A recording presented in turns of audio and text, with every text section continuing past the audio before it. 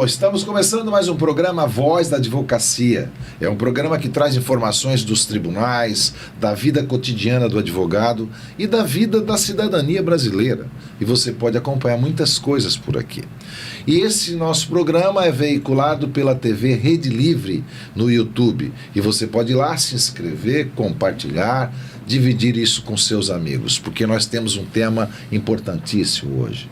Muito se ouve falar todos os dias agora, parece que virou normalidade, de organizações criminosas. Seja no Morro do Alemão, ou seja lá na Faria Lima, onde só tem paletó e gravata, essas coisinhas todas aí, que geram uma série de especulações, até prenderam alguém essa semana de alta patente da economia.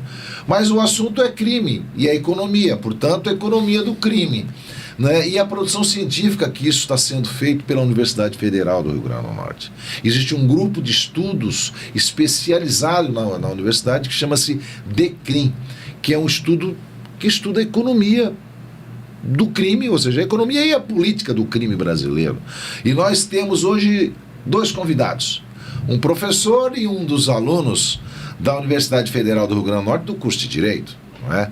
Eu estou falando com o professor Felipe Azevedo Rodrigues. Felipe, seja bem-vindo. Felipe é professor do curso de Direito do campus de Caicó e também coordena a pós-graduação, esse programa de pós-graduação da Universidade Federal. É doutor em Educação e mestre em Direito pela Universidade Federal. Portanto, ele lidera esse grupo de pesquisa em Direito e Economia do Crime, que foi denominado DECRIM.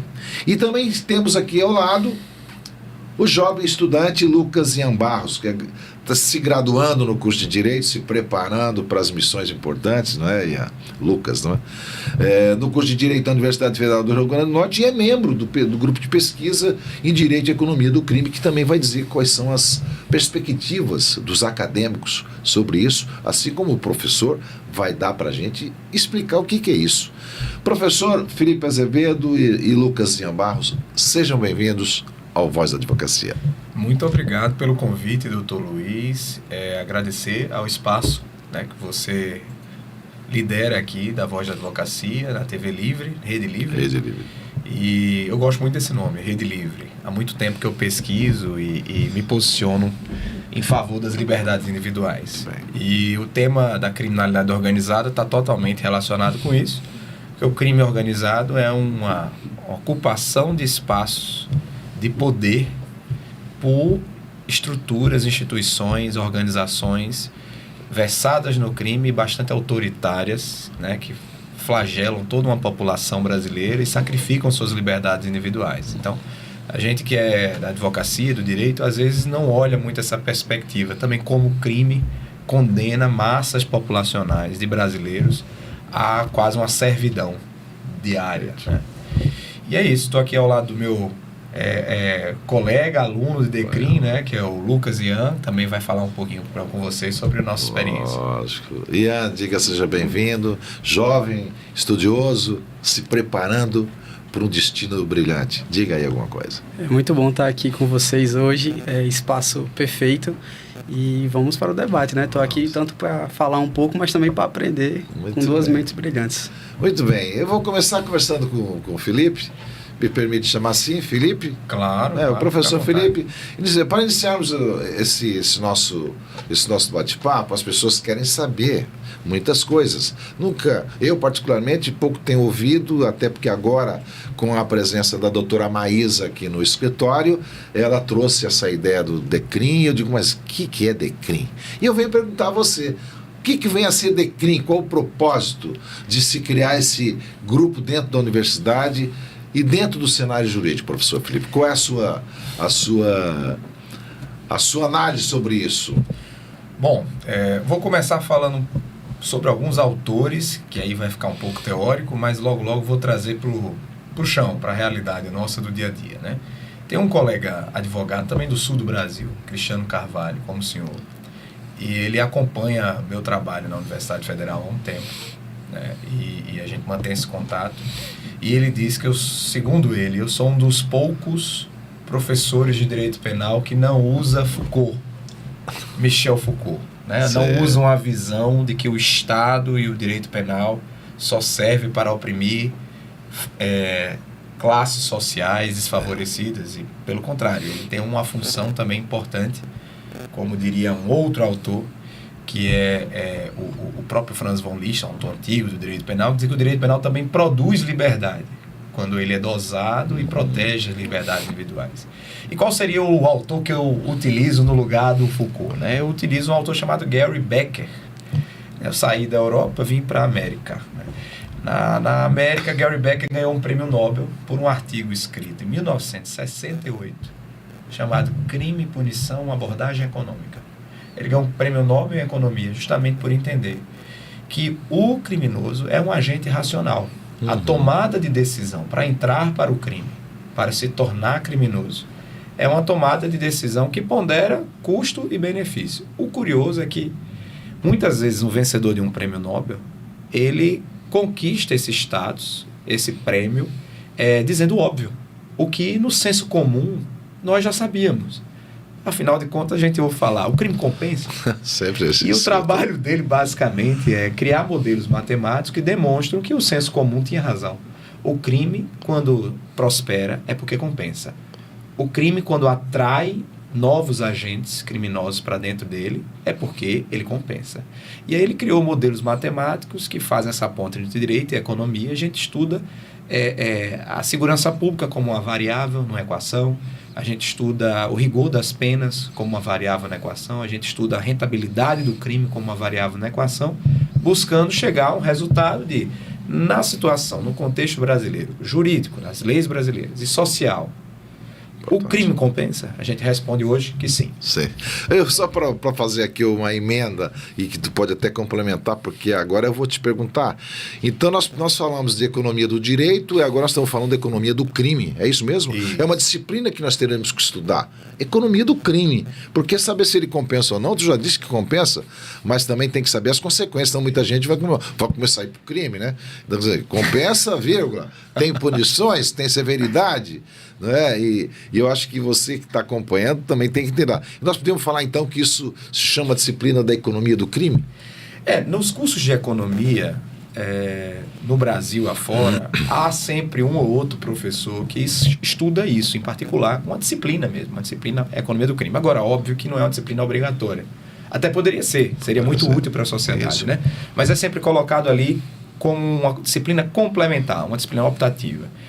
No direito, por outro lado, parece que eu, aqui na UFRN, e outros professores, né, como um professor economista do Paraná, Peri Chiquida, sobretudo, que lidera isso desde o princípio, e Brasil afora, o professor Marcelo Justo na Unicamp, começaram a dialogar mais até com o campo jurídico do que com o campo econômico, trazendo esses insights de que há, sim, um mercado que o direito, as leis, proibiram, e que, uma vez proibido nas leis, ele migrou para o que a gente chama de mercado ilícito.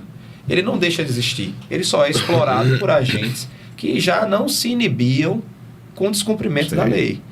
Então você tem as drogas, o mercado ilícito das armas, tráfico de pessoas, contrabando de cigarro, vários e vários exemplos. E aí quando você tem essa possibilidade, essa oportunidade de negócios no crime, geralmente é rentável porque poucos indivíduos têm predisposição a enfrentar as leis, as estruturas de segurança pública. Isso faz com que esse mercado se torne, por incrível que pareça, muito lucrativo em razão do seu formato oligopolista. Poucos fornecedores. E se for droga, muitos consumidores. Né? Eis o dilema. Agora eu quero fazer uma pergunta para o estudante que está aí quietinho. Lucas, como você enxerga esse impacto de um grupo de pesquisa em economia do crime para a formação do estudante e para o desenvolvimento científico seu na área penal, ou para aqueles jovens que estão nos acompanhando, estudando direito? Como é que você analisa, como você analisa esse impacto? Qual a sua análise sobre isso, essa importância? Ou não, né? Não sei. Partindo do cenário mais amplo, não só do nosso grupo de pesquisa, mas ter um grupo de pesquisa dentro de uma instituição de ensino é essencial. Eu vejo que muitos discentes estão distantes dessa pesquisa acadêmica, de desenvolver uma análise mais crítica sobre os problemas. E voltado ao nosso grupo de pesquisa, o professor vai falar um pouco sobre a questão geral que engloba essa questão da análise econômica do crime, que é a análise econômica do direito como área. Participamos de um congresso da ABDE, que é a Associação Brasileira de Direito e Economia, lá em Brasília, recentemente. E dentro do nosso grupo foram diversas pessoas, né? Apresentar, e diversos trabalhos também sobre diversos conteúdos que saem um pouco do crime em si e abordam outras questões. Por exemplo, o direito à economia estuda também a questão da aplicabilidade da política pública dentro do Brasil. Eu escrevi um artigo junto com a Alicia Regina, abraço, Alicia, para você, sobre a questão da resolução 487 do CNJ, voltado à política antimanicomial. E nós analisamos de uma forma voltada à análise econômica do direito, se essa política pública ela é eficaz ou não. Isso aí a gente já aborda um outro aspecto. Mas, em síntese, o nosso grupo de pesquisa, se eu não me engano, foi o primeiro de Caicó, né? Eu transferi recentemente de Caicó aqui para Natal. E o grupo de pesquisa deu uma impulsionada no campus. Até porque, se eu não me engano, surgiram mais 2 grupos de pesquisa. Então, esse cenário para os estudantes, para os discentes, é extremamente vantajoso.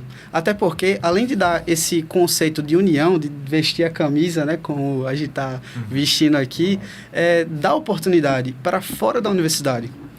Muito bem, olha, eu fico feliz de saber que os estudantes estão preocupados com a ciência, porque a ciência é que faz a humanidade evoluir. Nós tivemos recentemente algumas autoridades que negaram a ciência e, por consequência disso, tivemos milhares de mortes no Brasil porque se negou a ciência. Se tivesse ouvido a ciência, nós teríamos evoluído no combate a uma série de doenças e tal, né?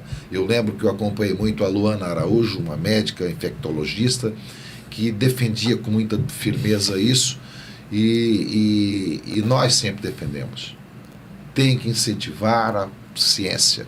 E a ciência é isso. Parabéns, professor. Muito obrigado. Por estar à frente de um grupo que promove o conhecimento científico.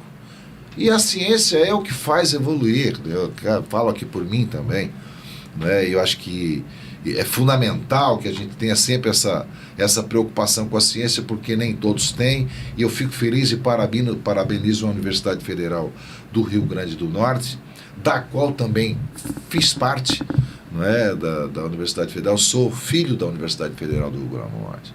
Então eu tenho muito orgulho, porque ainda é a melhor universidade do Rio Grande do Norte, está entre as melhores do Brasil. E pesquisa é a 13ª. É referência. Então nós do Rio Grande do Norte temos que ter orgulho do professor, dos estudantes que fazem essa universidade ser uma das melhores do Brasil. Eu fico orgulhoso. Mas, professor Felipe, nós temos uma série de situações que precisam ser tratadas aqui. Nós falamos aqui ainda agora economia do crime, criminologia tradicional. Nós temos aqui. Eu na minha época que eu estudei lá, um pouquinho atrás, né? Acho que vocês nem eram nascidos ainda, eu acho. Se estudava a análise do direito econômico, lógico que a gente sempre estudou isso, mas nós nunca tivemos essa preocupação lá no passado de trazer essa conexão com o crime. Então, assim, essa criminologia tradicional, ela inclui hoje essa análise, certamente, né? O que diferencia isso do que eu estudei há 30 anos atrás? Quer dizer, a criminologia mudou, nós estamos estudando alguma análise do direito penal diferente do que eu estudava. A economia do crime, eu posso dizer que é a mesma criminologia tradicional, ou existe algum tempero a mais, professor? Recentemente eu publiquei um artigo chamado Análise Econômica do Direito Penal Propriamente Dita. E nesse artigo eu faço essa abordagem. Procuro entender o que cabe à criminologia, que é um ramo da sociologia, né? Generalizando. O que caberia à economia, e consequentemente à economia do crime, e o que caberia ao direito penal, processo penal e execução penal. E a minha conclusão é o seguinte, assim, a criminologia ela é um mar de teorias, né? Ela tem várias correntes teóricas e uma influência ideológica sobre cada corrente teórica muito profunda. E ela se conecta com a psicologia forense, a psicologia criminal, a medicina criminal Medicina também, legal, medicina legal, medicina forense. Então, assim, ela acaba que é uma espécie de hub de teorias e correntes de pensamento que surgem de várias áreas do saber, várias áreas científicas. Mas ela está muito atrelada à ideia determinista, ainda lá da época de Enrico Ferri, do determinismo social, Sim. de que o homem é produto do meio. Que isso vem numa perspectiva filosófica russoniana, de que o homem nasce bom e a sociedade o corrompe. Então, a criminologia é mais do que isso, mas nós costumamos ver apenas isso no ambiente universitário. E o que eu percebi é que existe uma corrente acessória, né, que corre por fora, que é a da análise econômica do direito penal, análise econômica do crime, ou economia do crime, como queira, que enxerga todos os indivíduos da maneira muito parecida, aqueles que praticam crime ou não. Ela parte da premissa utilitarista, que foi a mesma que orientou Cesare Beccaria ao escrever dos Delitos e das Penas, de que o indivíduo é racional e busca maximizar seu próprio bem-estar. O delinquente que pratica crimes bárbaros sexuais, como estuprador, ele enxerga a utilidade na violência sexual, né, no sadismo.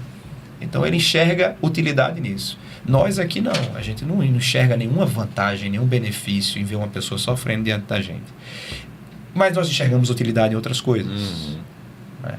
Então acaba que os indivíduos, ainda que diferentes, funcionam num modelo parecido. Eles procuram maximizar aquilo que lhes dá prazer. E a lei penal é um mecanismo de inibição desse prazer, quando ele atenta contra o direito do outro.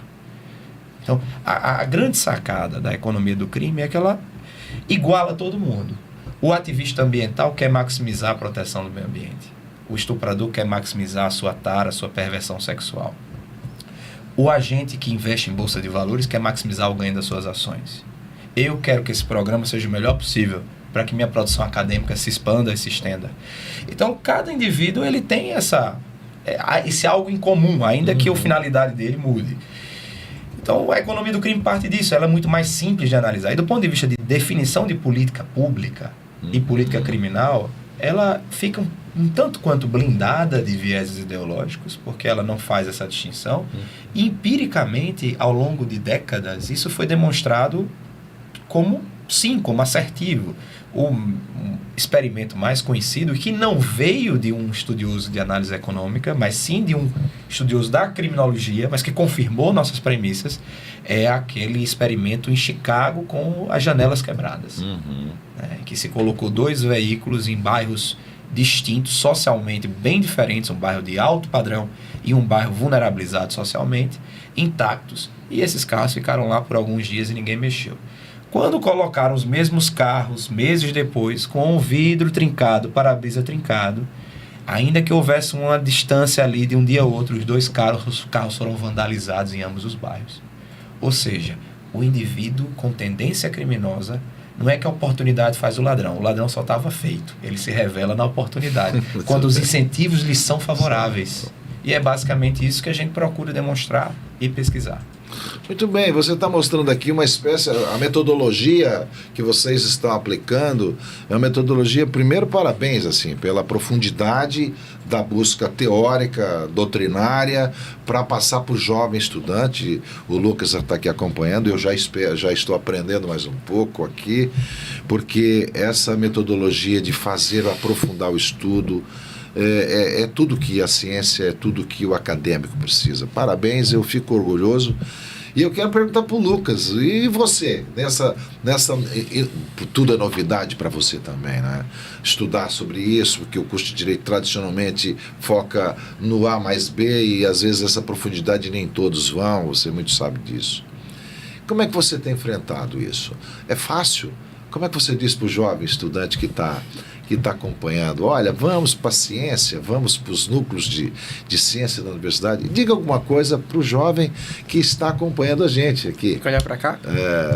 Então, você jovem, estudante de Direito ou de qualquer outra área, pesquise, se dedique, experimente o seu curso, vivencie o curso. Não adianta você procurar logo um estágio no primeiro semestre se você não tem praticidade, você não tem experiência acadêmica, você não sabe por onde começar uma pesquisa, um estudo, um foco.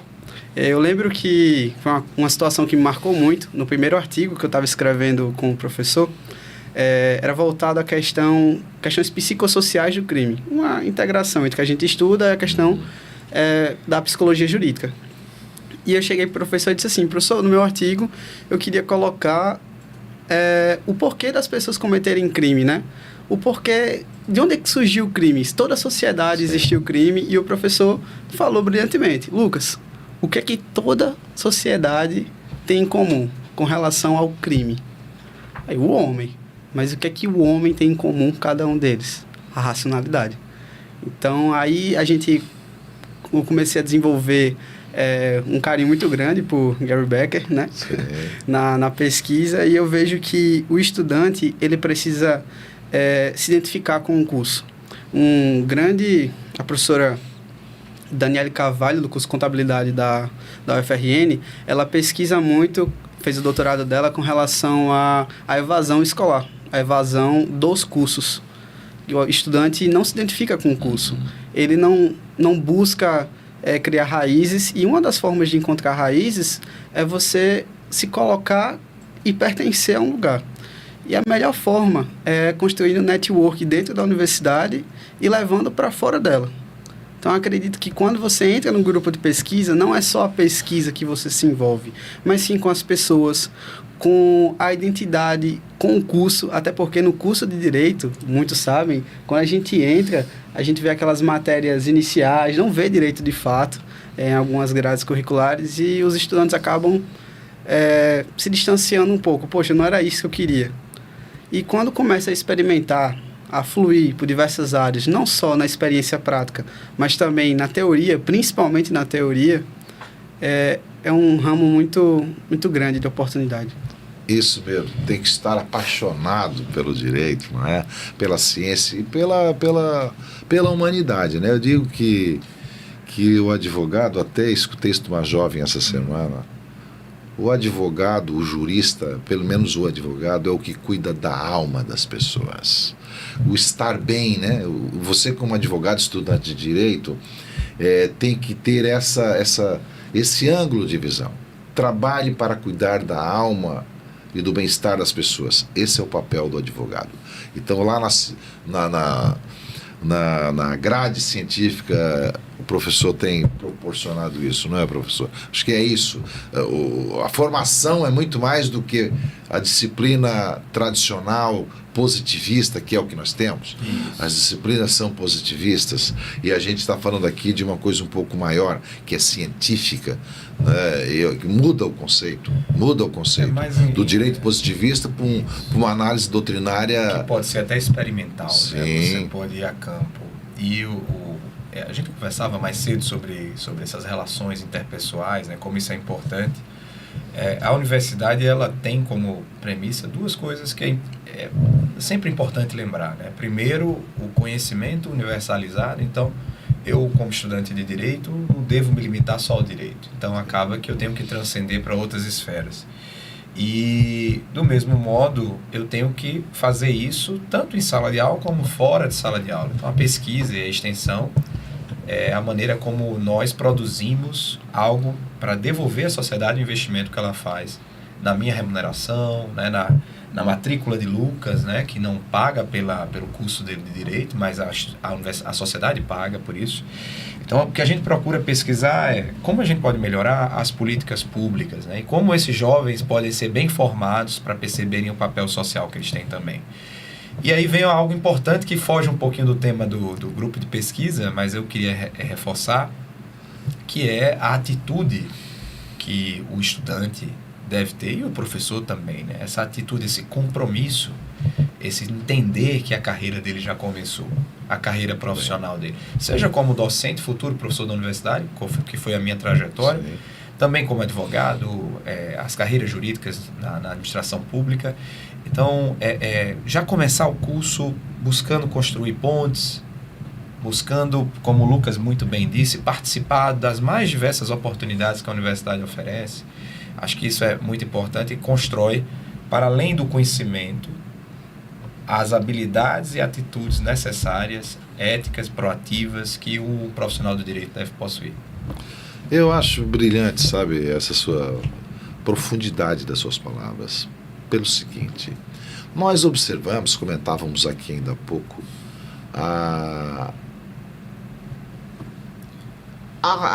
o encaminhamento dos estudantes hoje, não só estudantes, advogados também profissionais, de estarem conduzidos pelo celular, pelo Google, pelo ChatGPT, outras inteligências artificiais. E não estão preocupados, como deveríamos todos estar, com o estudo com esta grandeza da ciência, da profundidade e do estudo de verdade. E isso tem feito profissionais menos qualificados, profissionais que acabam 80% não passando no exame de ordem e culpam a OAB, quando na verdade a gente tem que olhar um outro aspecto. Essa profundidade eu quero parabenizar sempre aqui, porque é o que eu sempre defendi, é o que você está fazendo. Tem que ser. Lucas, mesma coisa. Faça, e que aqueles que não querem fazer, que não façam, mas faça você esse papel, né? Agora eu quero fazer uma pergunta que foge um pouco do script aqui. Nós estamos acompanhando, assim, o criminoso vai, rouba, daqui uma semana ele sai na custódia, rouba de novo, e aí rouba de novo, aí daqui a pouco dá um golpezinho na internet, aí faz de novo, faz de novo. Essa onda da repetição do crime, como é que você vê isso, professor? Depois eu quero que o Lucas também diga como estudante. Tem alguma análise sobre isso? Por que as pessoas seguem esse ritual e não conseguem, a sociedade não consegue reeducá-lo a ponto de não repetir? Como é que se explica isso cientificamente? Eu juro que a gente não combinou antes, viu? Nós não combinamos não antes, mesmo. Mas o doutor perguntou sobre o tema do meu último trabalho. Olha, eu não sabia. Publicado, né? Que o Brasil é o país do desencarceramento em massa. Olha. Não é o país do encarceramento em massa, Sim. é do desencarceramento em massa. A gente tem uma realidade... Pergunta boa, então. Excelente, né? A gente tem uma população carcerária numerosa, sem sombra de dúvida, mas não tanto quanto muitos né, alardeiam por aí. Nós estamos na América do Sul presos para cada 100 mil habitantes, que é a forma correta de apresentar o dado, né? Nós estamos atrás do Uruguai e do Chile. São países que têm, o Uruguai, 3 vezes menos homicídios do que o Brasil para cada 100 mil habitantes. Então, países bem mais seguros que nós e prendem mais que nós. E a gente tem também números absurdos de subnotificação ou de não notificação. Ou seja, os crimes acontecem, a polícia nem sequer registra o fato criminoso, né? Muito menos investiga e aponta para a autoria de alguém. E é um fato que os presídios, embora lotados, a vaga tem uma rotatividade muito grande. Esse é o próximo estudo empírico que eu vou fazer, que decorre desse teórico. Ou seja, eu não quero saber quantos tem no presídio, eu quero saber a média que aquela vaga é ocupada por quem. Enxergar o presídio mais ou menos como um hotel, certo? E entender aquele quarto de hotel, qual é o tempo de permanência do hóspede médio. É isso que eu quero saber. Ele vai estar sempre lotado, porque tem muita gente querendo vaga do lado de fora, que não está presa. Né? Então eu quero saber o tempo de rotatividade daquela vaga. E a gente já tem hipóteses de que o tempo é baixo. Por quê? Porque no Rio Grande do Norte, por exemplo, isso é um dado preocupante, né? E objetivo, fonte oficial da própria Secretaria de Estado da Administração Penitenciária, em torno de 11 mil, quase 12 mil indivíduos cumprindo pena privativa de liberdade, traduzindo, pena de prisão. Quase metade, 43%, não estão presos. Porque o Rio Grande do Norte não tem colônia agrícola ou industrial, que é o tipo de presídio para o regime semiaberto. Tampouco a casa de albergado, que é o presídio para regime aberto. Então, quando o sujeito pratica um crime grave e ele começa a cumprir sua pena numa penitenciária no regime fechado, rapidamente ele é posto em liberdade, porque não há, no Rio Grande do Norte, presídio para o cumprimento da pena dele nos outros regimes, pelos quais ele deve passar até a liberdade. Isso é uma sucessão de erros, de políticas públicas, de decisões judiciais sem compreender as consequências dos seus dispositivos. E se criou no Rio Grande do Norte a seguinte realidade. O Estado do Rio Grande do Norte e o Judiciário do Rio Grande do Norte juntos renunciaram a 2/3 da pena que a lei impõe a ser cumprida por um criminoso. E o fato mais grave que pode ilustrar isso que eu quero dizer é o seguinte: eu gosto sempre de pegar exemplo desse crime porque ele não divide a sociedade.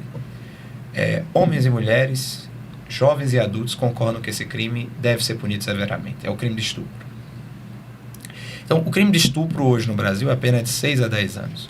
Dificilmente, o senhor muito bem sabe, já foi advogado criminalista também, que uma condenação por um crime desse dificilmente passa de 8 anos. Se a pena é de 6 a 10, vai até 8 no máximo. Então, até 8, o regime inicial de cumprimento de pena é o semiaberto. Se eu não tenho vaga nem presídio semiaberto, uma pessoa que pratica um crime de estupro, que dificilmente é identificada, se for processada, julgada e condenada, não cumprirá um dia de prisão. Ele passará todos os anos, 8 anos, sob monitoração eletrônica. Isso quando o Estado paga a empresa que fornece as tornozeleiras. Deixa eu te interromper. Vou te interromper porque eu quero saber. Foi igual o Sérgio Malandro. Eu quero saber. Você fala de uma análise assim, que o sistema penal, o sistema carcerário brasileiro é caótico. Isso todos nós sabemos. Nós temos uma política penal deficitária. Essa é a análise aqui de crua que eu estou fazendo, né? E essa correção, de que maneira, na sua análise como cientista, oferece para a sociedade, que alternativas nós temos? Leis existem, presídios existem. O que falta para que isso seja equacionado? Lógico, eu já defendi há muito tempo a modificação, um aperfeiçoamento do sistema carcerário brasileiro, do próprio sistema penal. Acho que está precisando ter algumas adequações, mas eu quero ouvir agora de você com a sua análise de maneira bastante breve, porque o nosso tempo já está acabando. Sim. Mas é uma pergunta que é importante responder. Vamos lá. O nosso país, em 1984, ele adotou, e até hoje é assim considerado, o formato, a metodologia de pena de prisão mais humanizada que existe no mundo, que é o sistema irlandês. É o sistema progressivo irlandês, inspirado no sistema inglês, mas o sistema inglês ainda era muito draconiano. E a lógica do sistema irlandês era o seguinte: o indivíduo, para ser ressocializado, ele deve receber a pena de prisão como um medicamento que tem muitos efeitos colaterais e aos poucos você vai, eu vou usar a expressão da medicina, né, desmamando esse medicamento para que ele possa voltar a uma vida em sociedade. Então, por isso que o sistema ele é progressivo, com doses graduais de liberdade. Então, o indivíduo sai do regime fechado, cumpre a fração da sua pena no regime fechado e vai para o regime semiaberto. No regime semiaberto, conforme a lei da execução penal, ele não fica em liberdade. O semiaberto e aberto não tem nada conforme a lei. Ele fica só em um presídio diferente. A estrutura penitenciária é diferente. É uma cadeia voltada para o trabalho do preso. Lá dentro da cadeia você vai ter a possibilidade da lavoura ou até mesmo uma estrutura fabril para que ele possa desempenhar e aprender uma profissão. Depois desse momento ele vai para o regime aberto. Esse sim, ao longo do dia, em atividades lícitas, autorizadas pelo juiz da execução penal, ele sai para trabalhar, para estudar, e se recolhe à noite na casa de albergado, que é um outro tipo de estabelecimento de cumprimento de pena, e aos finais de semana. Esse modelo, doutor, foi aplicado de maneira precária em poucos estados do Brasil, de 1984. Já vai quanto tempo? É mais velho que eu sou de 87, Sim. Já tem 41 anos. Então, nós nunca... a lei é de 84, mas de 84 para cá nós nunca modificamos a estrutura dos nossos estabelecimentos penais para ficar conforme a lei. Então não dá para dizer, não há nenhuma evidência empírica que a pena de prisão, conforme está na nossa lei, ela não funciona, porque nós nunca experimentamos. Então no Rio Grande do Norte nunca houve esses estabelecimentos para semiaberto e para aberto, principalmente o de semiaberto, que é o momento da ressocialização. Que é o momento que você dá uma profissão para o sujeito, você coloca ele para trabalhar, ele pode remir pena em razão do trabalho.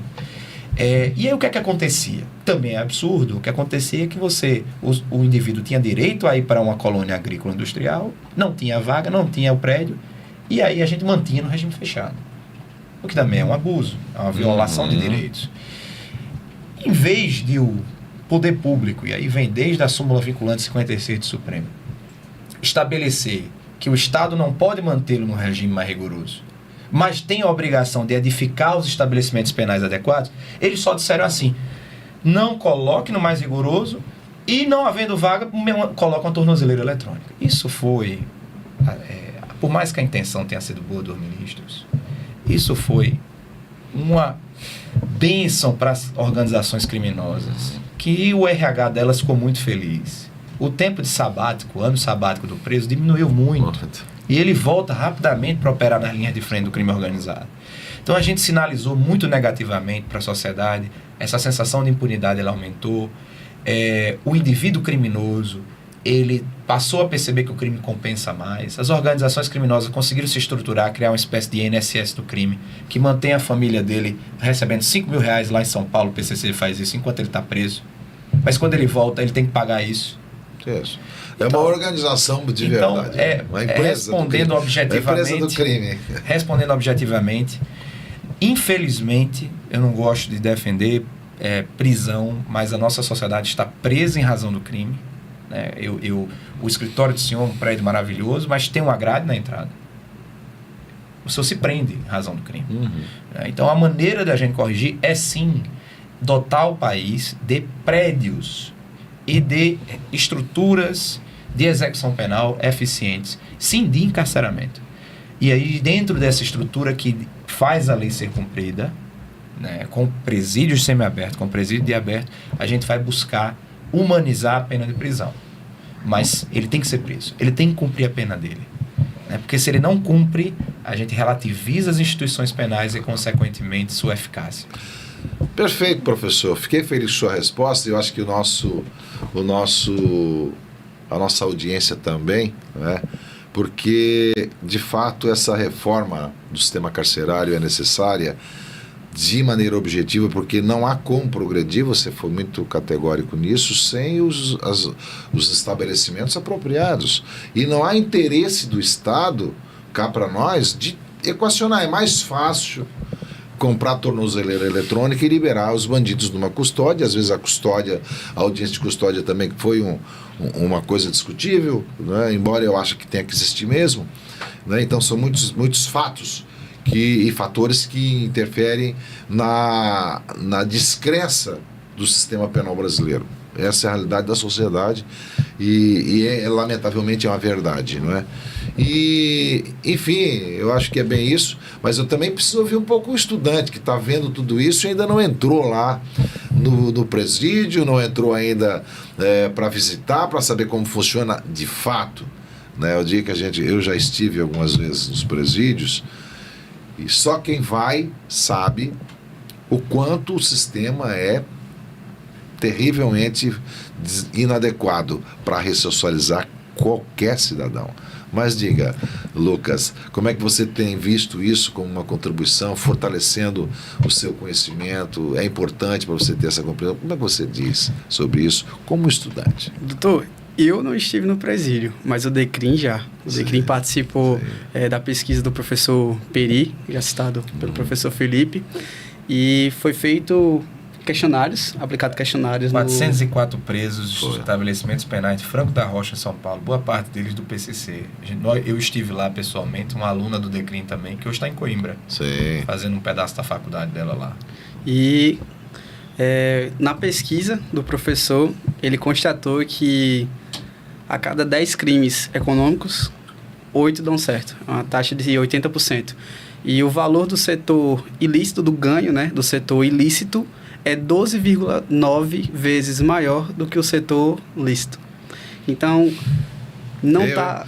Estamos lascados, hein, professor? Vamos mudar de ramo. Vamos lascados aí. Mas não fala isso Lucas, público, não, que a gente vai ficar sendo Lucas, assim, eu já tenho, para um pouquinho, né? Bom, nós estamos falando aqui sobre ciência, nós estamos falando sobre estudos, sobre a importância da ciência jurídica. Tem a ciência médica, biológica, matemática, mas nós estamos tratando aqui da ciência jurídica, que eu quero sempre recomendar ao jovem estudante. Vá ser um cientista jurídico, porque aí você será ainda mais forte como advogado, como juiz, como promotor. E é isso que o jovem Lucas está fazendo. Certamente você será um brilhante profissional, seja qual área jurídica você queira fazer. Porque quem tem o conteúdo, quem tem a ciência no seu corpo de aprendizado, jamais vai ficar inferiorizado em qualquer circunstância. Não tenho dúvida disso. Eu fiz muito isso e sou um cara realizado como advogado, como profissional, e aquilo que a gente falou ainda há pouco, eu fico feliz em poder ajudar a alma das pessoas. Esse é o papel do advogado. O nosso público que está acompanhando, às vezes pode não estar entendendo, estamos falando aqui no linguajar alto, mas você que está acompanhando é isso. Ciência é chegar lá no fato e conhecer o que acontece e fazer uma análise, é o que nós estamos fazendo. Nós estamos aqui, já passamos do tempo, rapaz, do final do nosso programa.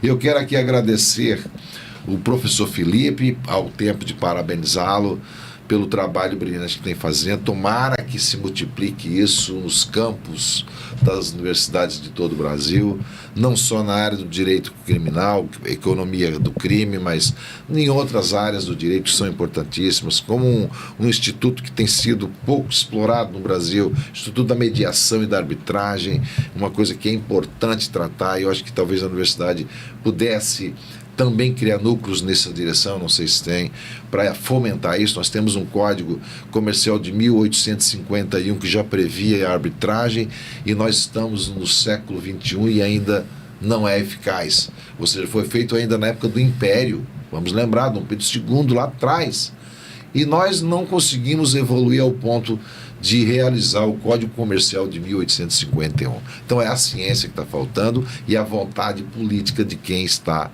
no comando das ações do Estado. Professor, obrigado. Suas considerações finais, depois primeiro é do aluno, depois é do professor. Né? Lucas, suas considerações finais. Agradeço você de estar aqui mais uma vez com você. Agradeço demais, olha pra cá, agradeço demais o pessoal que nos recebeu aqui, né, toda a equipe técnica. Obrigado ao senhor por ter nos recebido, ter dado a oportunidade para a voz acadêmica, né, a voz tanto do estudante, do discente, quanto do docente. Tenho certeza que muitos não conheciam o DECRIM, talvez, espero do coração, que tenham se interessado. Vão no nosso Instagram, né, o DECRIM, o FRN, né? O FRN, conhecer um pouco mais do nosso grupo, ver um pouco mais do que estudamos. Todos são bem-vindos a participar, caso interesse. E só agradecimentos por toda a oportunidade, viu? Muito obrigado a você. Professor Felipe. Agradecer o convite do senhor, mas especialmente agradecer a minha ex-aluna, continua sendo aluna, né? Entrou no grupo pesquisa, mas agora já na condição de advogada, né, Maísa. Dizer que foi um convite que muito me honrou. Eu costumo dizer, né, que quero sempre ver meus alunos prosperarem. Hoje eu vi isso aqui, né? Ela está bem posicionada no escritório ao lado do senhor e atuando na área do direito previdenciário, tá? Parabéns. E espero que sirva de inspiração, não só o meu trabalho, como também a excelente fala aqui de Lucas hoje, né? Se expressou muito bem, mas também a realidade aqui de Maísa, né, que nos convidou para cá, está aí bem colocada no mercado. Então, dizer que eu agradeço muito mais uma vez. Sigam nossas redes sociais, DECRIM UFRN no Instagram, e faço um convite para toda a advocacia, já que aqui a gente está na voz da advocacia, para caso tenham interesse, solicitem a participação aqui na nossa seccional do Rio Grande do Norte, na Comissão de Direito e Economia da OAB, da qual eu sou o presidente. Então, estão todos convidados, vai ser um prazer recebê-los. Ano que vem vai ter uma programação bem extensa da nossa comissão. Muito bem, obrigado. Colocamos aqui o nosso quadro, nosso programa à disposição, não só da área da ciência da universidade, mas como a OAB. Inclusive, quero registrar aqui um grande abraço para o meu querido amigo Carlos Kelsen, nosso presidente da Ordem, que tem feito um trabalho excelente. Vamos fazer um registro. Kelsen, aguardo você em breve aqui também na Voz da Advocacia. Bom, e ficamos por aqui. Nós estamos encerrando mais uma vez o nosso programa Voz da Advocacia, mas não quero que você deixe de se inscrever lá no YouTube TV Rede Livre lá no canal do YouTube. Se inscreva e acompanhe esse programa e os demais que já estão lá. Tudo importante para a construção de um conhecimento jurídico. Visitem e eu espero vocês por lá. Voz da Advocacia fica por aqui. Eu aguardo vocês no próximo episódio, se Deus quiser.